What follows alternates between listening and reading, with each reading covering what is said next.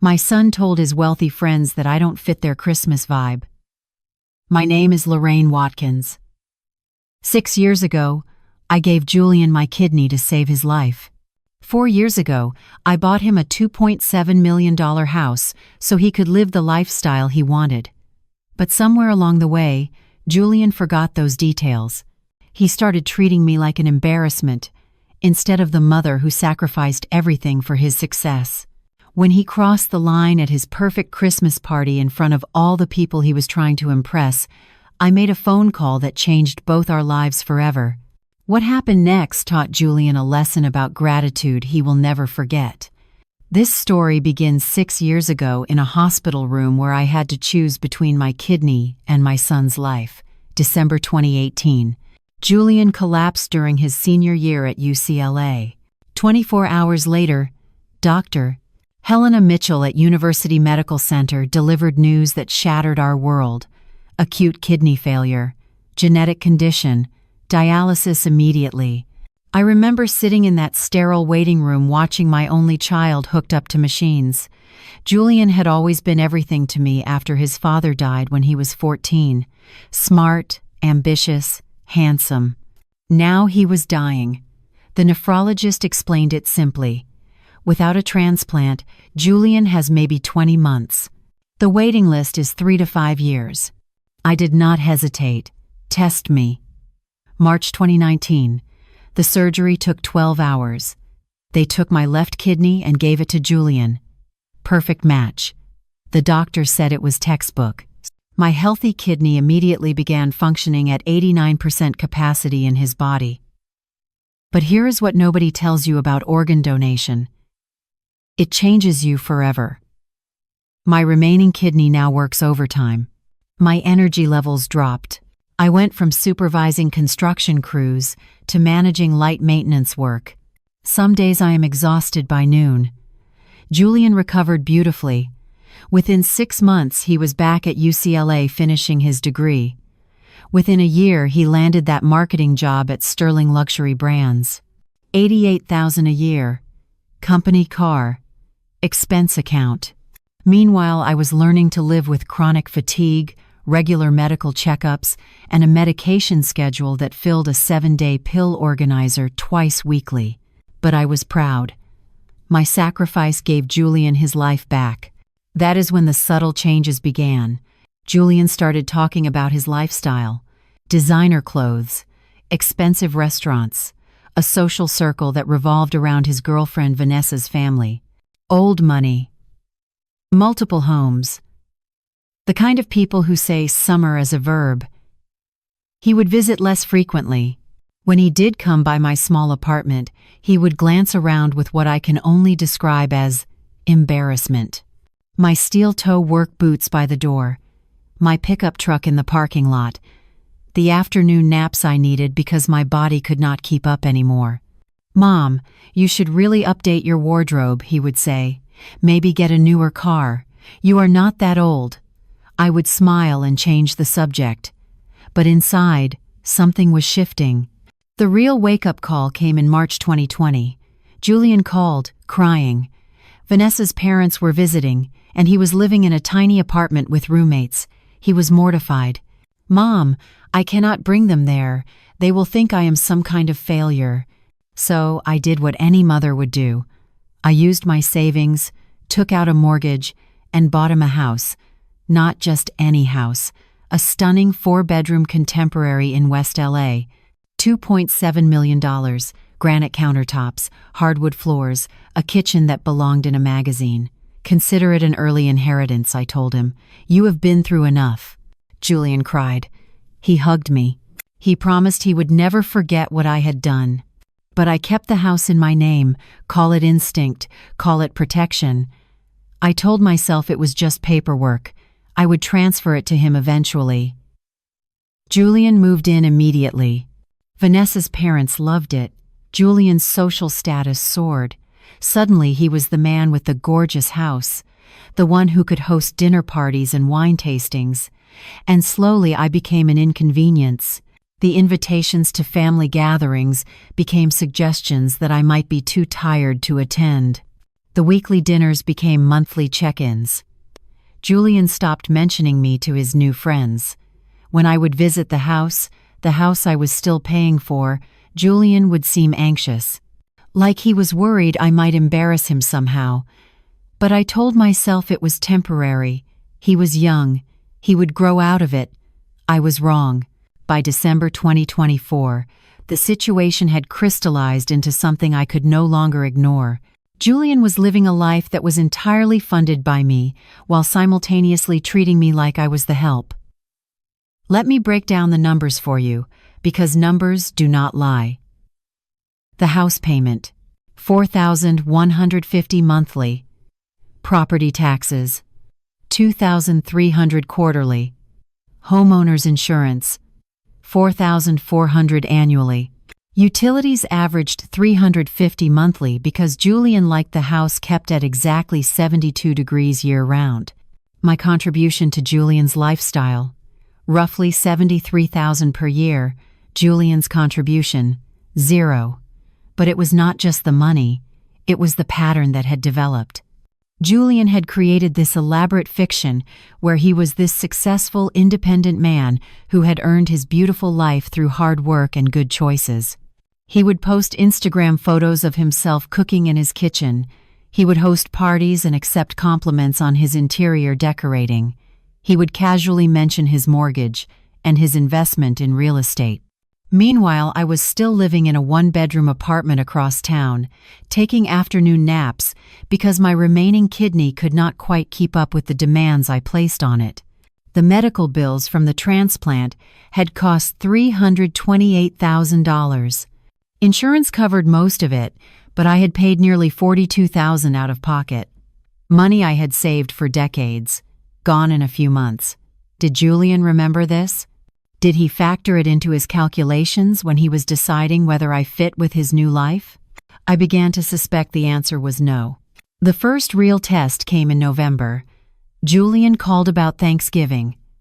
"Mom, Vanessa's family is hosting this amazing dinner. Very formal, very elegant. I think it might be better if you didn't come this year. You know how you get tired, and it is going to be a long evening. How I get tired." Like it was a personality flaw instead of the direct result of giving him my kidney. I stayed home that Thanksgiving, ate a frozen dinner and watched football, told myself it was fine. But then came the phone call that changed everything. December 10th, Tuesday evening. Julian called while I was reviewing some paperwork Tom Bradley had sent over. Tom is my real estate agent, also my old army buddy. We served together in Afghanistan. He had been helping me understand some investment opportunities. "Mom, I need to talk to you about something important." I could hear music in the background. Voices. He was already at some event. Vanessa's family is planning this incredible Christmas celebration at the house. Very exclusive, very high-end. Her father's business associates, some local politicians. You know, real networking opportunities for my career. I waited. The thing is, Mom, these are very sophisticated people. Image matters in their world. And I was thinking, maybe it would be better if you didn't come to this one either. Julian, it is Christmas. I know, but you have to understand these people. They are going to judge everything. The way people dress, the way they talk, their backgrounds. And you are very blue-collar, Mom. It is not your fault, but it might send the wrong message about me professionally. I felt something cold settle in my chest. What message is that, Julian? Just that maybe I come from a certain kind of family. These people, they care about things like that. I was quiet for a long moment. In the background I could hear someone laughing. The sound of glasses clinking. "So you are ashamed of me?" "It is not about shame, Mom. It is about strategy. Vanessa's father might offer me a position at his company.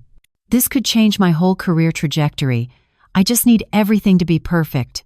Perfect, without the woman who had given him everything. What about Christmas Day itself? Family time? Well, we will probably still be recovering from the party. Maybe we could do something low-key later in the week. That is when I realized I was at a crossroads. I could continue enabling this behavior, continue being the invisible benefactor who funded Julian's life while being excluded from it. Or I could draw a line. The stakes were not just about respect, though that mattered. They were not just about gratitude, though that mattered too. The stakes were about who I was going to be for the rest of my life. Was I going to be the woman who gave everything and asked for nothing?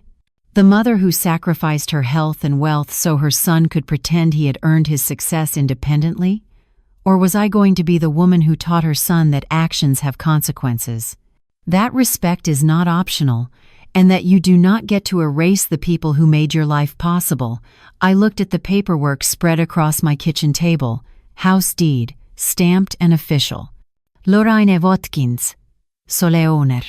The mortgage statements, clear and binding. Lorraine Watkins, sole borrower. The insurance policies, the property tax statements, the utility accounts. Lorraine Watkins, Lorraine Watkins, Lorraine Watkins. Julian had been living in my house for 4 years, and somehow he had convinced himself and everyone around him that it belonged to him. I decided to have one honest conversation before taking any drastic action. Julian deserved that much. Or maybe I needed it for my own peace of mind. December 12th, Thursday evening. I drove to the house. My house, though Julian had long stopped thinking of it that way. I used my key, something Julian always seemed to forget I still had. He was in the kitchen arranging white orchids in a crystal vase. The whole place had been transformed. Caterers had clearly been through. The furniture was polished to a mirror shine. Fresh flowers everywhere. It looked like something from a magazine spread. "Mom, what are you doing here?" "We need to talk, Julian." He glanced toward the stairs. "Vanessa is upstairs getting ready. We have dinner reservations in an hour." "This will not take long." I sat down at the kitchen island. The granite countertops were spotless. Everything was perfect, just like Julian wanted it. "I have been thinking about our conversation the other night."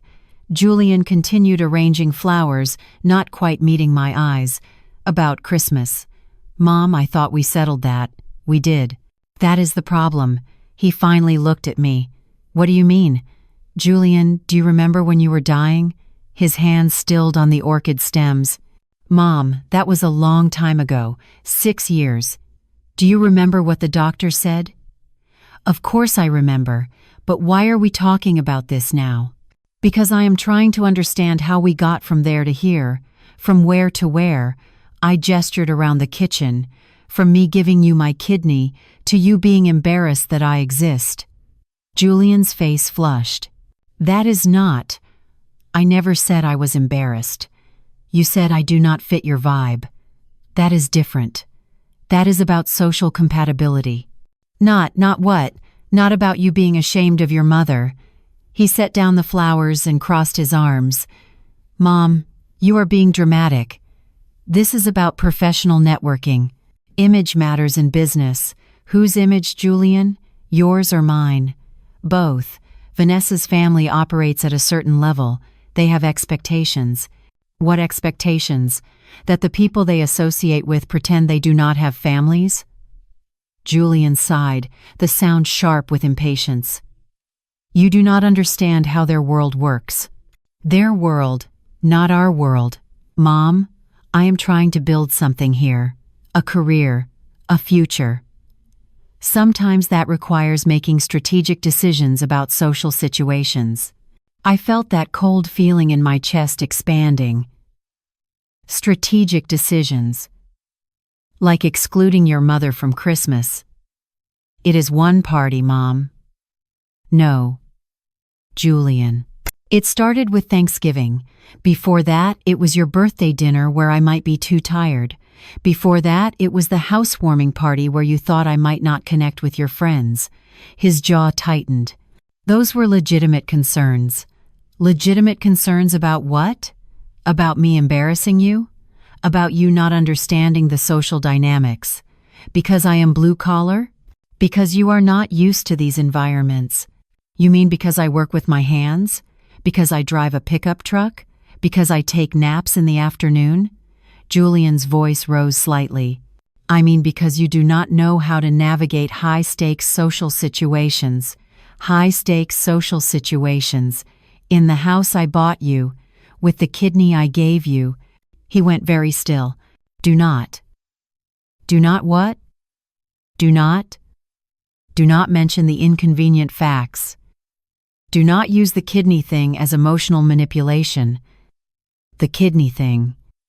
6 years later, and my sacrifice had become the kidney thing. Julian, do you know what my kidney function is now? Mom, please. 25%. Down from 52% before the surgery. Do you know what that means? I know you have some fatigue issues. Some fatigue issues. I gave you an organ, Julian. A part of my body. It is not growing back. He looked uncomfortable now, shifting his weight from foot to foot. I never asked you to do that. The words hung in the air like smoke. You never asked me to do that. I did not. The doctors presented options, and you chose. I chose to save your life. And I am grateful. I have always been grateful. Have you? Of course I have. When? When have you shown that gratitude, Julian? I do not know what you want me to say, Mom. Thank you. Fine. Thank you. But that does not mean I owe you my entire social life. Your social life in the house I am paying for. Julian's eyes flashed. I never asked you to buy this house either. No. You just cried about how embarrassed you were of your apartment. That is different. How is it different? Because I did not demand anything. You offered. I offered because I thought you needed help. I thought we were family. We are family. Family that does not invite each other to Christmas. Julian threw his hands up. One Christmas party, Mom. One event that happens to be important for my career. Your career built on my foundation. What is that supposed to mean? It means everything you have came from me, Julian. Everything. And now you are trying to edit me out of the story. He was quiet for a moment, and I thought maybe I had gotten through to him. Then he said, Mom, I appreciate everything you have done, but I cannot live my life trying to pay back every sacrifice you made. That is not fair to either of us. I am not asking you to pay me back, Julian. I am asking you to remember that I exist. You are asking me to compromise my future for your feelings. And there it was. The thing that had been building between us for years. Finally out in the open, my feelings versus his future, as if they were mutually exclusive. As if acknowledging me would somehow destroy everything he had built. I stood up slowly. Julian, I want you to think about something. Really think about it. What? You won the genetic lottery getting a mother who would give you her kidney, but lottery winners who forget how they got lucky tend to lose everything they won. I headed for the door. Mom, where are you going? Home. To my apartment. The one I can afford on a maintenance worker's salary. I paused at the door. Enjoy your dinner reservations. The drive home gave me time to think, and what I was thinking scared me because it felt like clarity. For years I had been operating under the assumption that Julian would eventually mature, that he would recognize what we had built together and want to protect it. I had been patient, understanding, willing to make excuses for his behavior. But Julian was not going through a phase. He was becoming someone I did not recognize. Someone who saw love and sacrifice as transactional inconveniences. Back at my apartment, I made myself a cup of coffee and spread Tom Bradley's paperwork across my small dining table. Tom had been helping me understand some investment opportunities, but tonight I was looking at everything with new eyes. The house deed, stamped and official. Lorraine Watkins, sole owner. The mortgage paperwork, clear and binding. Lorraine Watkins, sole borrower. The insurance policies, the property tax statements, the utility accounts. Lorraine Watkins, Lorraine Watkins. Lorraine Watkins. Julian had been living in my house for 4 years, and somehow he had convinced himself and everyone around him that it belonged to him. My phone rang. Tom Bradley. Lorraine, you reviewing those documents I sent over? Yeah, Tom. I have some questions. Shoot. The house. If I wanted to make changes to the arrangement, what would that look like? Tom was quiet for a moment. We had served together in Afghanistan. He knew how to read between lines. What kind of changes, Lorraine?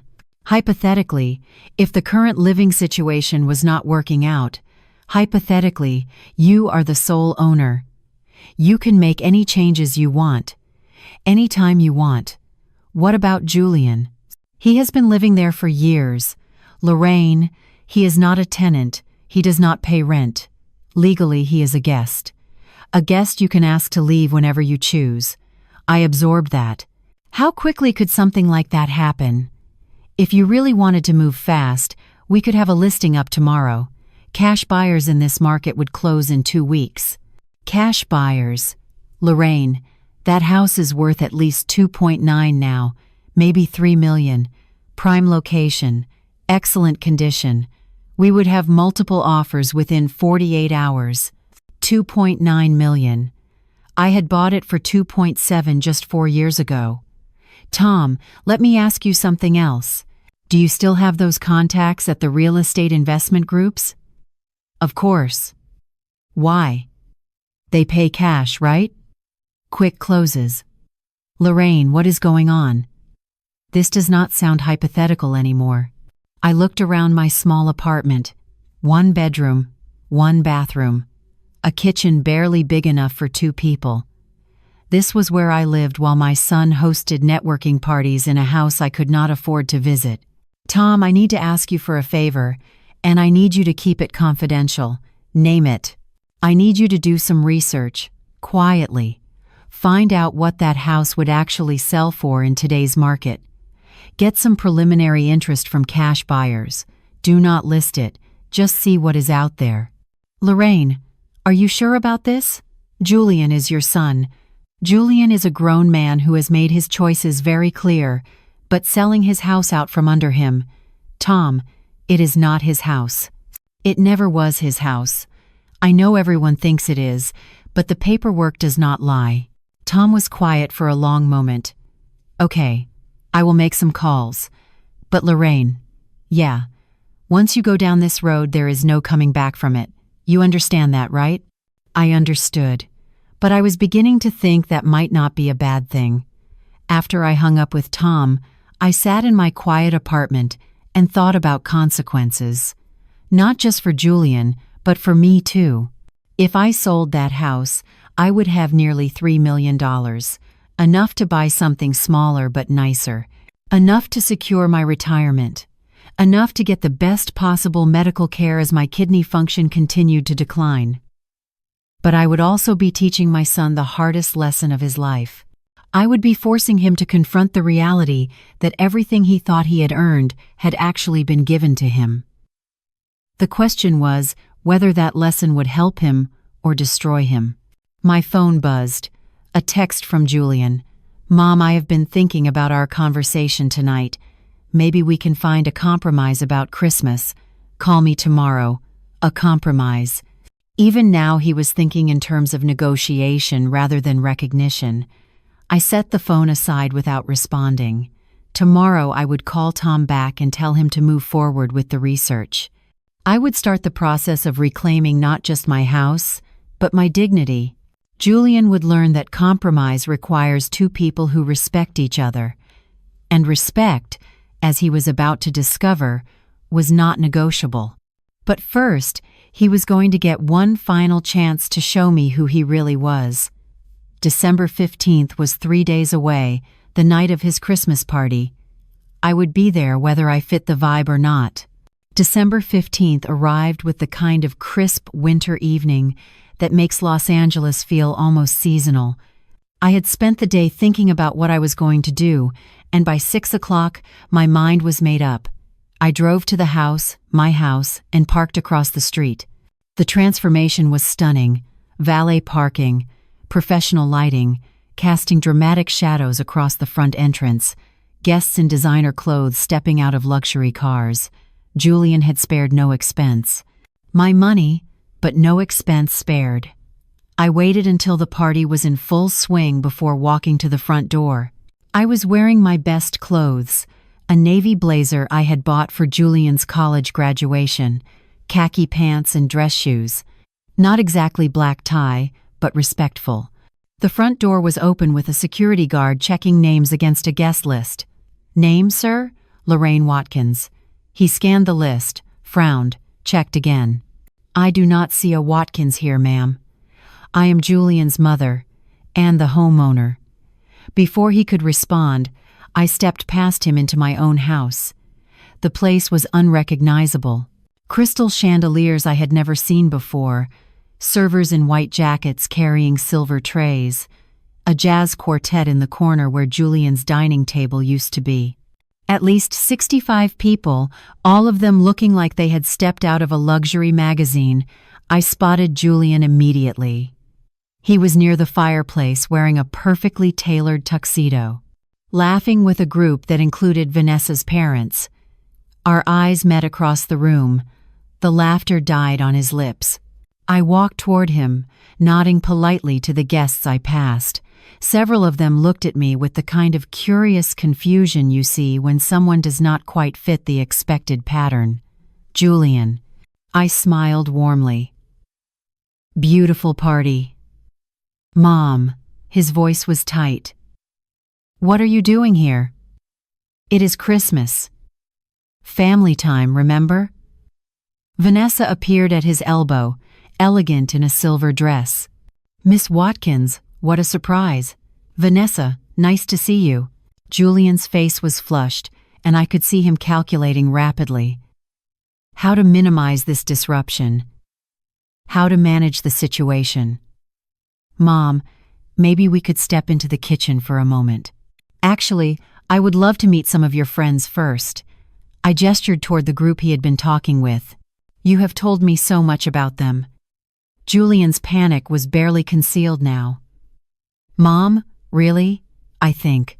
"Julian, darling, are not you going to introduce us?"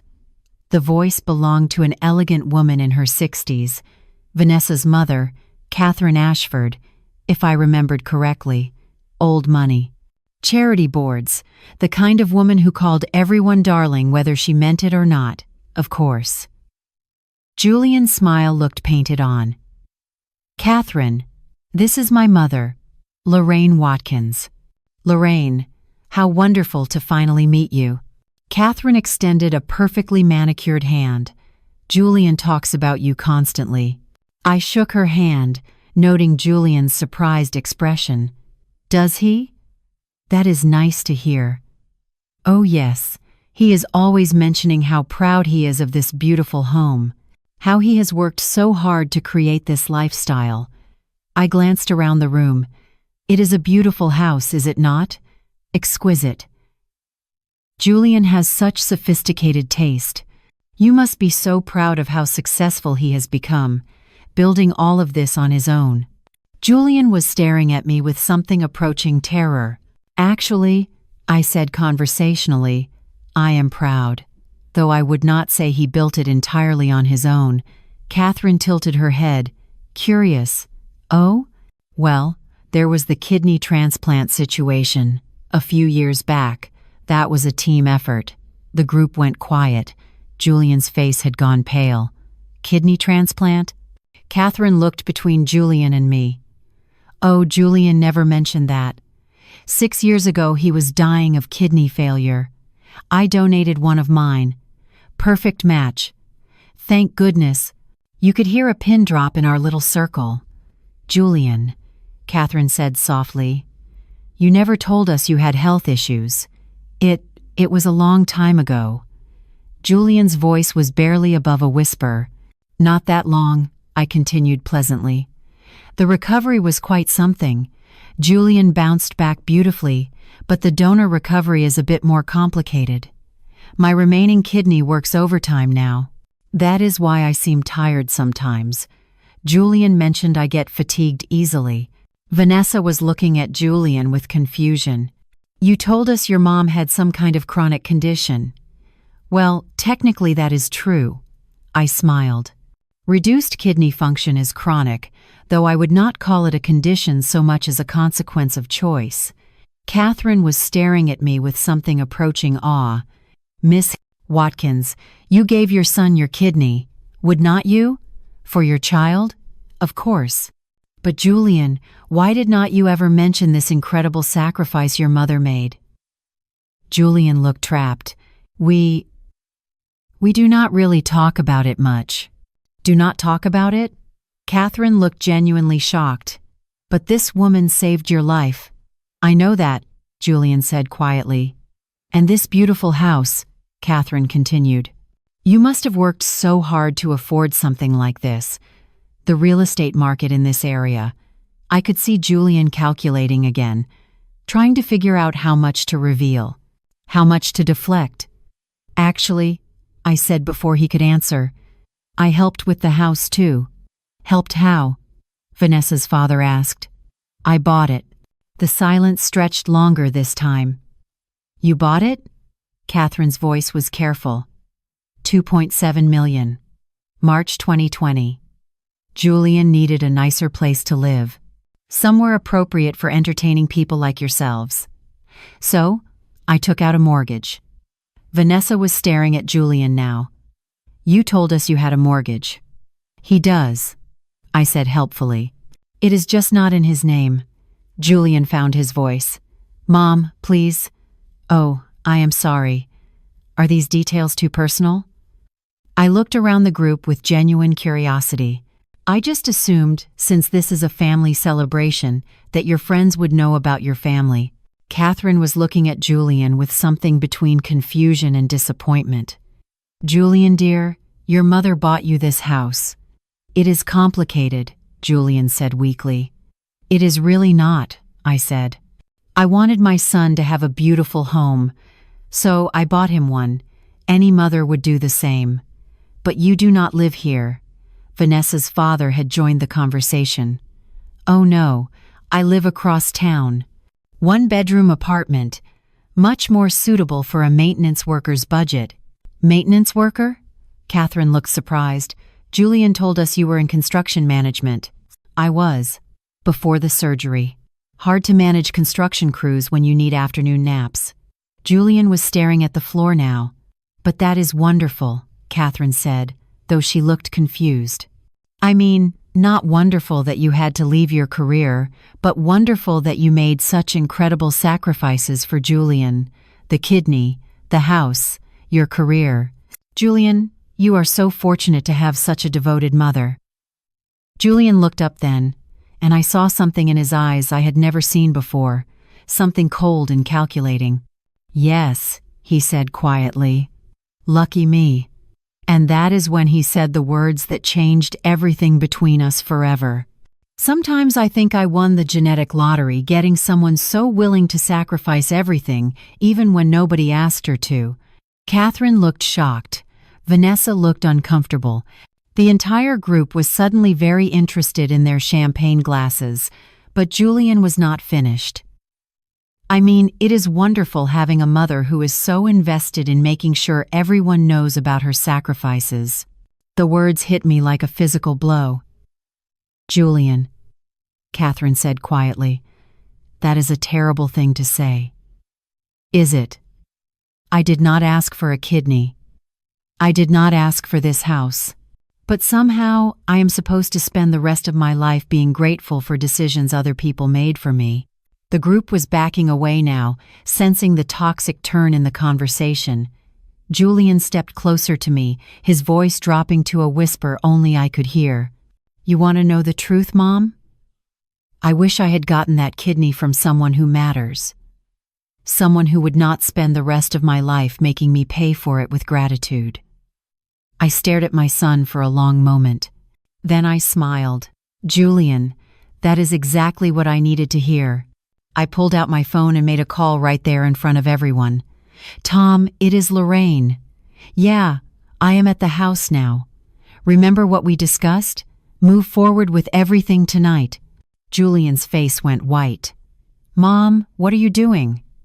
I ended the call and looked at him calmly. "Something I should have done a long time ago. What are you talking about?" Before I could answer, Vanessa's father stepped forward. "I am sorry, but who is Tom?" "Tom Bradley, my real estate agent." Catherine looked confused. "Real estate agent? But Julian, I thought you said you were not planning to move." Julian was staring at me with growing horror. "Mom, please tell me you did not." "Did not what?" "Julian, you cannot sell the house. This is my home." "Actually," I said quietly, "it is not." Vanessa frowned. "What do you mean it is not his home?" I looked around the group of elegant, sophisticated people who Julian was so desperate to impress. "I mean, the house is in my name. The mortgage is in my name. The insurance, the property taxes, all of it. Julian lives here, but he does not own anything." Catherine gasped. "Julian, is this true?" Julian's voice was barely audible. "It is complicated." "No," I said firmly. "It is simple. I bought my son a house because I thought he needed one. I kept it in my name because I thought we were family, but apparently we are not." "Mom, you cannot be serious about selling it." "Why not? You just told me you wish someone else had given you that kidney. Someone who matters." "Well, Julian, someone who matters is taking back her house." The crowd around us had grown. Other party guests were drifting over, sensing drama. Vanessa looked stunned. "Julian, you told us your mother was just a maintenance worker with health problems." "She is," Julian said defensively. "Who bought you a $2.7 million house?" Catherine said quietly. "And gave you a kidney," added Vanessa's father. "And whose mortgage payments have been funding your lifestyle for 4 years," I continued.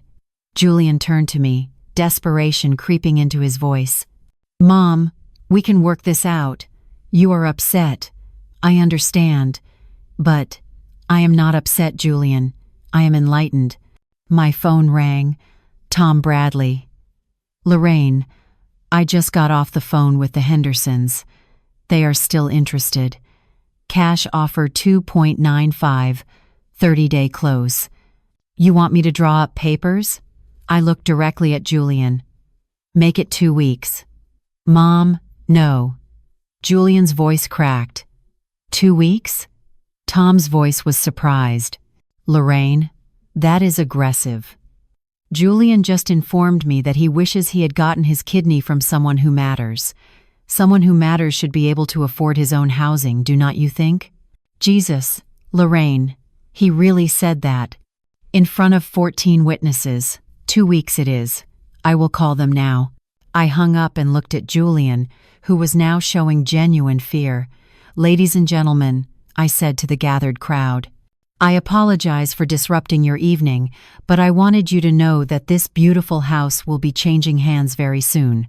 If you are interested in the neighborhood, now might be a good time to look around." Catherine stepped forward. "Miss Watkins, surely there is some way to resolve this family issue privately." "I tried that approach, Catherine, for years. But Julian made it clear tonight that he does not consider us family." "Julian," Vanessa said quietly, "is this really happening?" Julian wiped his face, his perfect composure crumbling. "Vanessa, I can explain." "Explain what?" "That you have been lying to me about everything, your house, your success, your relationship with your mother." "I never lied. You told me your mother was some deadbeat who could not take care of herself. She cannot. Look at her." I smiled. "Julian, in 2 weeks I will have nearly $3 million in liquid assets. How much will you have?" The question hung in the air. That is what I thought. Catherine looked at Julian with something approaching pity. "Dear, how could you be so cruel to someone who gave you so much?" "You do not understand," Julian said desperately. "She holds it over my head constantly. Every conversation, every decision, it is always about what she gave up for me." "Tonight was the first time I have mentioned the kidney in months," I said calmly. But it is always there. The guilt, the expectation that I should be grateful forever. Julian, Catherine said softly, gratitude is not a burden, it is a choice.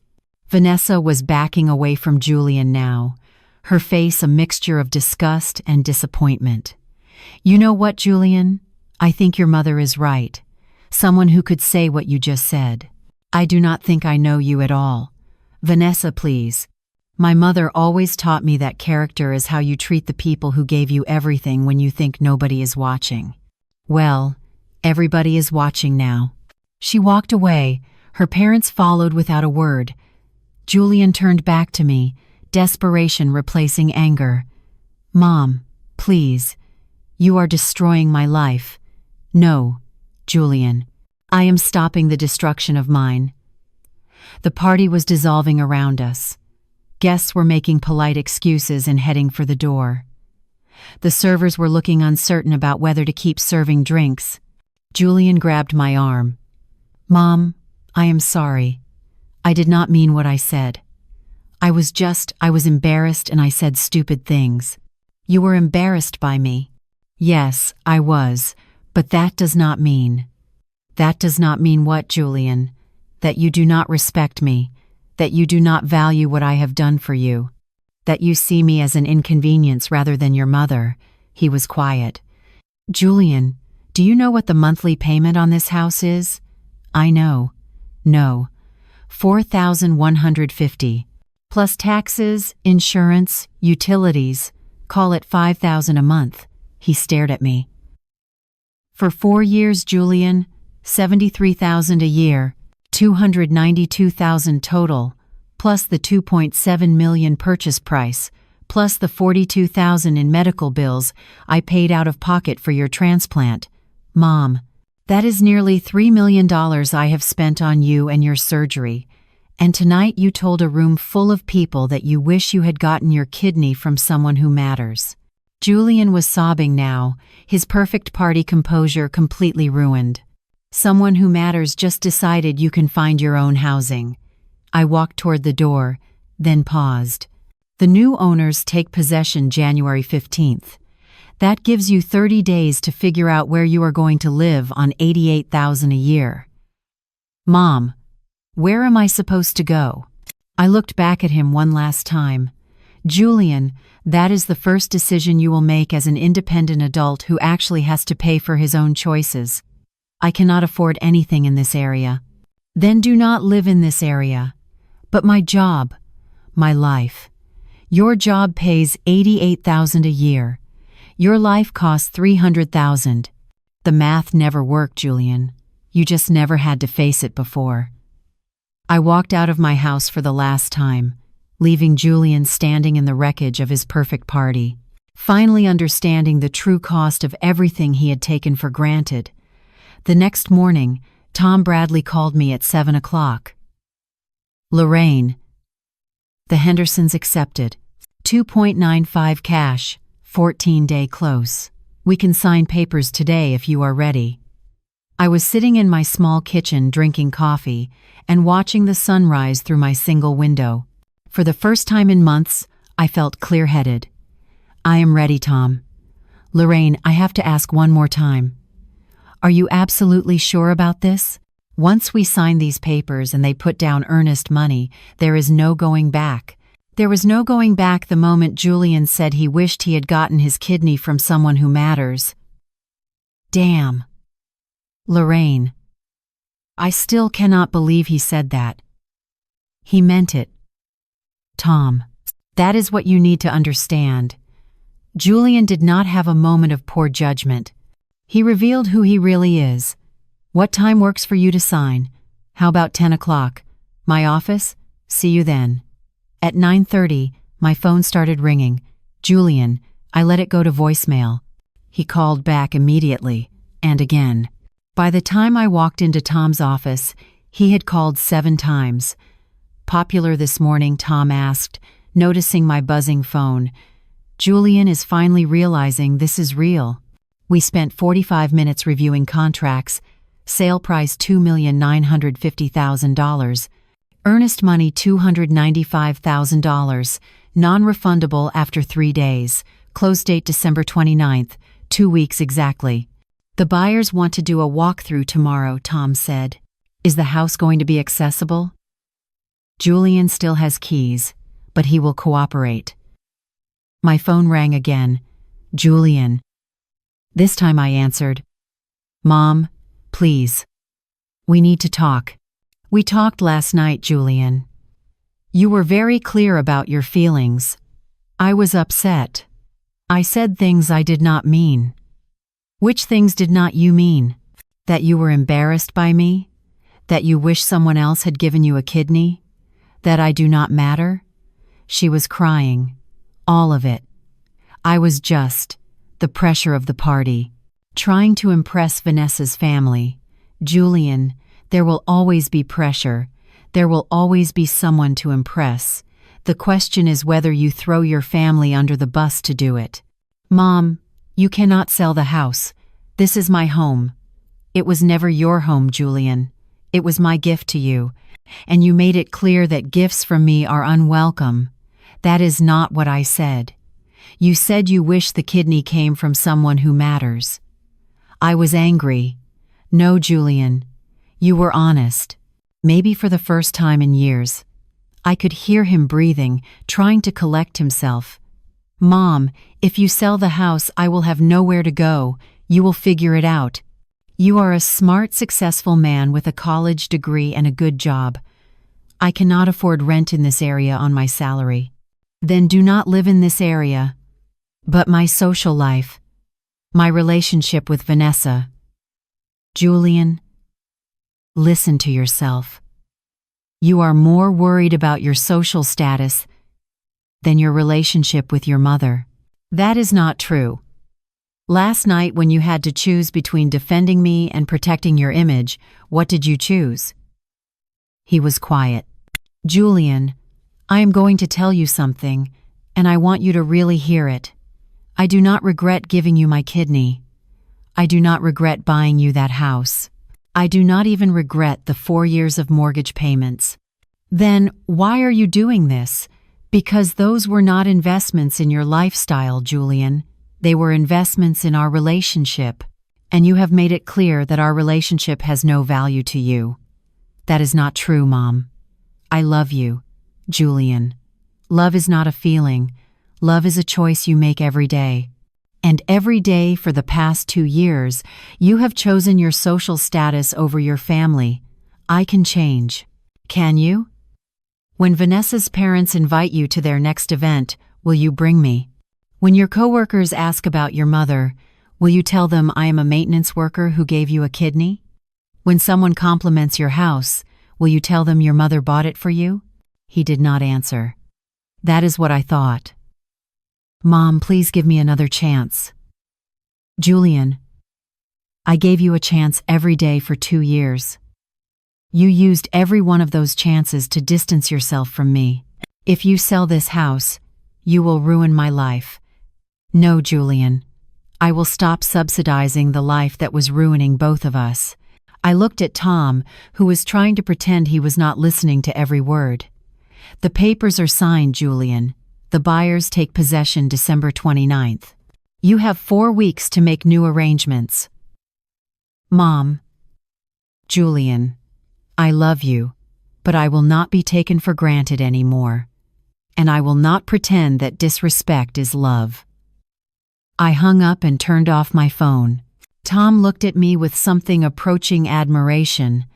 Lorraine, that took courage. Tom, that took self-respect. I should have done it years ago. The next 3 weeks were a masterclass in cause and effect. Within 24 hours of the party, word had spread through Julian's entire social circle. Los Angeles high society is surprisingly small, and the story of Julian's public humiliation was too juicy not to share. Catherine Ashford, it turns out, was not just Vanessa's mother. She was also on the board of Sterling Luxury Brands, Julian's employer. More importantly, she was someone who valued family loyalty above almost everything else. Julian called me on December 18th, 3 days after the party. His voice was hollow. Mom, I got called into HR today. I was packing boxes in my apartment, getting ready to move somewhere nicer with the proceeds from the house sale. What happened? Catherine told her friend Patricia about what happened at the party. Patricia sits on our executive committee, and they are questioning my character. They want to know how someone could treat their mother the way I treated you. I did not respond. Mom, they are talking about putting me on administrative leave pending a culture fit evaluation. Sterling luxury brands built their reputation on family values and authentic relationships. Having an employee who publicly humiliated the mother who had given him a kidney did not align with their brand message. What did you tell them? I tried to explain that it was a misunderstanding, that you were being dramatic. I was being dramatic. Yes. You made this huge scene in front of all those people. Julian, I made one phone call to my real estate agent and told the truth about who owned the house. Everything else was you. He was quiet. What else is happening, Julian? Vanessa broke up with me. I had expected that. Vanessa came from the kind of family that took care of their own. Watching Julian discard the woman who had sacrificed everything for him was probably more disturbing to her than anything else he could have done. I am sorry to hear that. Are you? Because it feels like you wanted this to happen. Julian, I wanted you to understand that actions have consequences. This is what consequences look like. My entire life is falling apart. Your fake life is falling apart. Maybe now you can build a real one. By December 22nd, the story had reached the local news. A reporter had somehow gotten wind of the Christmas party organ donor incident and wanted to interview both of us. Julian called, panicked. Mom, there are reporters calling me. They want to do a story about us. What kind of story? About family values and gratitude. And Mom, this is going to ruin me professionally. Only if you let it. What do you mean? Julian, you have a choice. You can keep playing the victim, or you can take responsibility and try to make things right. How do I make this right? You have already sold the house. The house was never the point, Julian. The house was just a symptom. A symptom of what? Of you forgetting that the people who love you are not disposable. On December 24th, Christmas Eve, Julian showed up at my apartment. I was surprised he knew where I lived. He had not visited in over a year. He looked terrible. His hair was unwashed, his clothes wrinkled. The polished, sophisticated man from the party was gone. Mom, can I come in? I stepped aside and let him into my small living room. I lost my job. I had been expecting this too. I am sorry, Julian. They said I violated their core values policy, bringing disrepute to the company brand through personal conduct unbecoming. What are you going to do? I do not know. He sat heavily on my old couch. My rent is $4,000 a month. I had enough savings for maybe 2 months, but without references from Sterling, he started crying.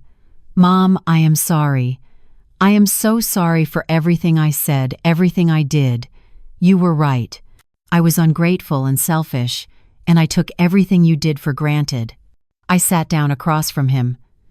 Julian, are you sorry because you finally understand what you did wrong, or are you sorry because you are facing consequences? He looked up at me, tears streaming down his face. Does it matter?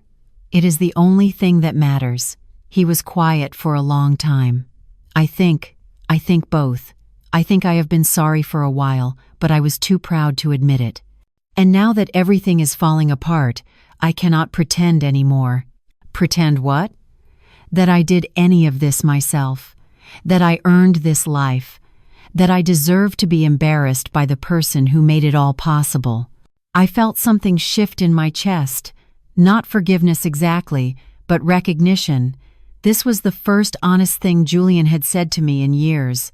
Julian, do you remember what you said about wishing you had gotten your kidney from someone who matters? He closed his eyes. I remember. Do you still feel that way? Mom, I felt that way for about 30 seconds. I was angry and embarrassed, and I wanted to hurt you the way I felt like you were hurting me. How was I hurting you? By making me face the truth. By refusing to let me keep pretending I was this self-made success story. We sat in silence for a while. Julian, the house closes in 5 days. That is not changing. I know. But that does not mean we cannot rebuild our relationship. He looked up hopefully. Really? Julian? I did not sell that house to punish you. I sold it to save both of us. You were turning into someone I did not recognize, and I was turning into someone who enabled that transformation. What happens now? Now you learn to live within your means. You find a job that values your actual skills rather than your fake lifestyle. You remember what it feels like to earn something instead of inheriting it. And us? We will see. Trust is earned back slowly, Julian. One honest conversation at a time. He nodded, still crying, but somehow looking more like the son I remembered. Mom? Yeah? Thank you. For the kidney. For the house. For everything. I should have said that years ago. It was a start. 6 months later, I was living in a modest 2-bedroom condo in Manhattan Beach. Walking distance from the ocean. The proceeds from the house sale had bought me the place outright, plus enough left over for a comfortable retirement. My kidney function had stabilized at 25%. Not great, but manageable with proper care and regular rest. For the first time in years, I was not constantly exhausted. Julian was living in a 1-bedroom apartment in Culver City, paying $1,900 a month. Exactly what someone making his salary should be paying for housing. He had found work at a smaller marketing firm, making less money, but working for people who cared more about results than connections. We had dinner together every other Sunday. Nothing fancy. Usually takeout, Chinese or pizza. Eating at my small dining table overlooking the beach. Today was one of those Sundays. Julian arrived at 5:30, carrying a bag of Thai food and looking healthier than he had in years. How was your week? I asked as we unpacked pad Thai and green curry. Good. Actually, we landed that account I was telling you about. The sustainable clothing line. They liked my ideas about authentic storytelling. Authentic storytelling. Imagine that. He smiled. I know. Ironic. Julian had learned to laugh at himself over the past few months. It was one of many changes I had noticed. Mom, I need to tell you something. What is that? I have been thinking about Vanessa a lot lately. I waited, not missing her exactly, but thinking about why that relationship fell apart so fast. And I think she never actually knew me, the real me. She only knew the version I created. The successful, independent man who had earned his beautiful life through hard work and good choices. And when she found out that was not true, she felt betrayed. Not just by the lies, but by the fact that I was willing to throw away my relationship with you to maintain those lies. Julian had been doing a lot of this kind of reflection. It was another change I had noticed. What did that teach you? That you cannot build real relationships on fake foundations. That authenticity is not just a marketing buzzword. It is actually the only way to connect with people who matter. We ate in comfortable silence for a while, watching the sunset paint the ocean orange and pink. Mom, can I ask you something?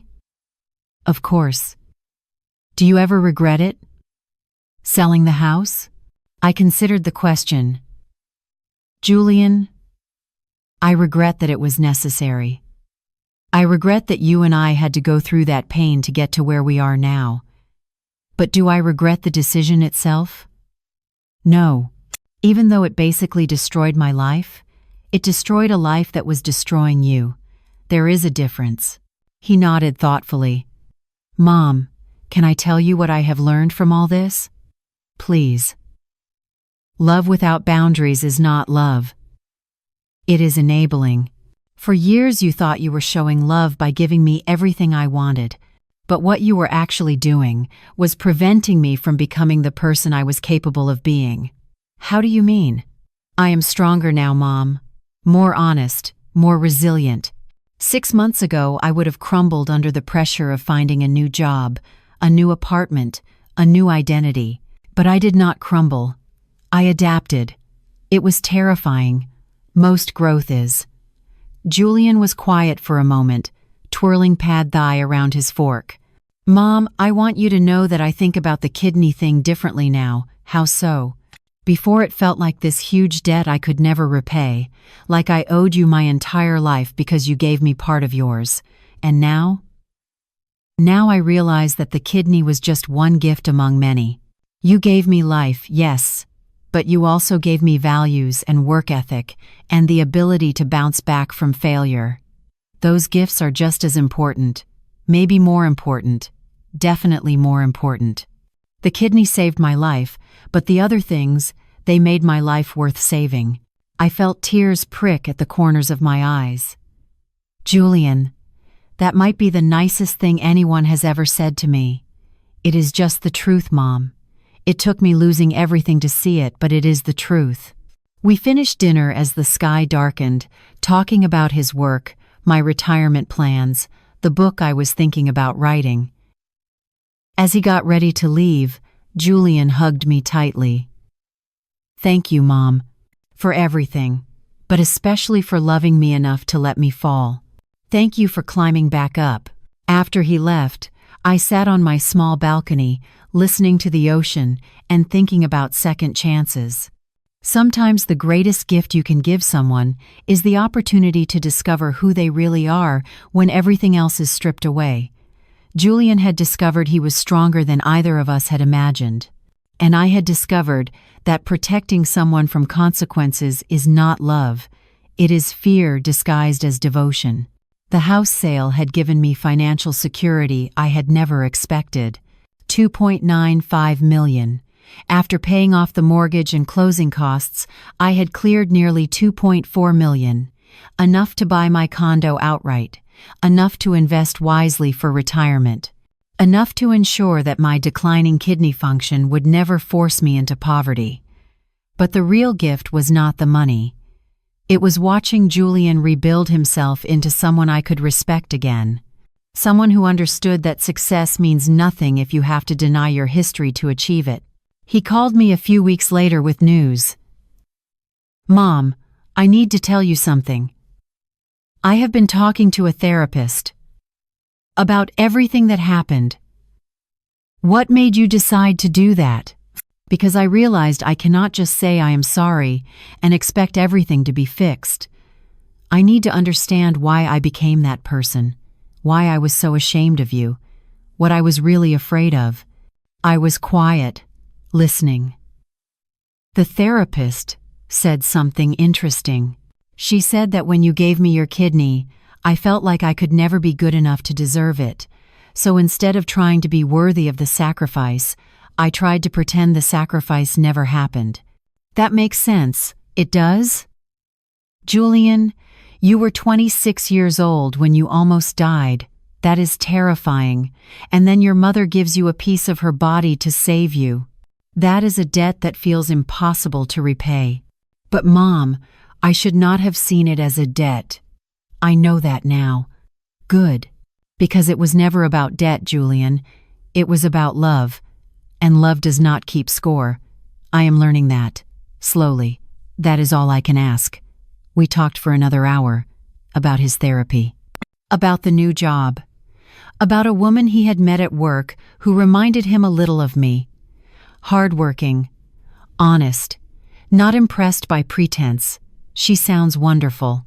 She is. And Mom, I told her everything. About the kidney, about the house, about how badly I treated you. What did she say? She said anyone can look good when life is easy. Real character shows up when you have to face what you have done wrong. I like her already. Me too. As spring turned to summer, Julian and I settled into a rhythm. Sunday dinners became the anchor of both our weeks. Sometimes we would walk along the beach afterward. Sometimes we would just sit on my balcony and watch the sunset. One evening in late June, Julian brought up something I had been wondering about. "Mom, do you think you will ever tell me you forgive me?" I looked at my son, at the man he was becoming instead of the man he had been. "Julian, I forgave you the moment you showed up at my apartment on Christmas Eve." "Really?" "Really. But forgiveness does not mean forgetting. It means remembering without anger. It means understanding that you were lost, and now you are finding your way back." I was lost, was not I? We both were. I was lost in sacrifice without boundaries. You were lost in privilege without gratitude. But we found each other again. He reached over and took my hand. "Mom, I know I cannot give you back your kidney. I cannot give you back the years of your career you lost. I cannot even really pay you back for the house. You are right. You cannot. But here's what you can do." "What?" "You can build a life that makes the sacrifice worth it. Not a life that impresses people. Not a life that looks good on Instagram. A life that matters. A life with integrity." How do I do that? You are already doing it, Julian. One honest day at a time. We sat there as the sun set over the Pacific, mother and son, organ donor and recipient. Two people who had almost lost each other but found their way back through the hardest lesson either of us had ever learned. That love without respect is not really love at all. And that sometimes the most loving thing you can do is let someone face the consequences of their choices, even when it breaks your heart to do it, especially then, because that is when they learn who they really are and who they want to become. Julian squeezed my hand. "I am going to make you proud, Mom." "You already have, sweetheart. You already have." That is Lorraine's story. Now I want to hear from you. Where are you watching this from? What city? What country? Drop it in the comments below. I love seeing our global community. Real question. If you were Lorraine, what would you have done differently? Told Julian the truth from day one? Walked away from the relationship entirely? Or sold the house exactly like Lorraine did? Tell me in the comments. Hit that like button if this story hit different. Share it if you know someone who has ever been taken for granted by family they sacrificed everything for. Someone who gave their kidney, their savings, their future, only to be called an embarrassment. Someone who had to choose between enabling disrespect and teaching a hard lesson, and subscribe for more raw, real stories about family, sacrifice, and boundaries. One last thing. Team Lorraine or Team Julian? Do you think Lorraine was right to sell the house and evict her son? Or should she have given him more chances before taking such drastic action? Comment below. I read every single one. Thanks for watching. Sometimes the most loving thing you can do is let someone fall. See you in the next video.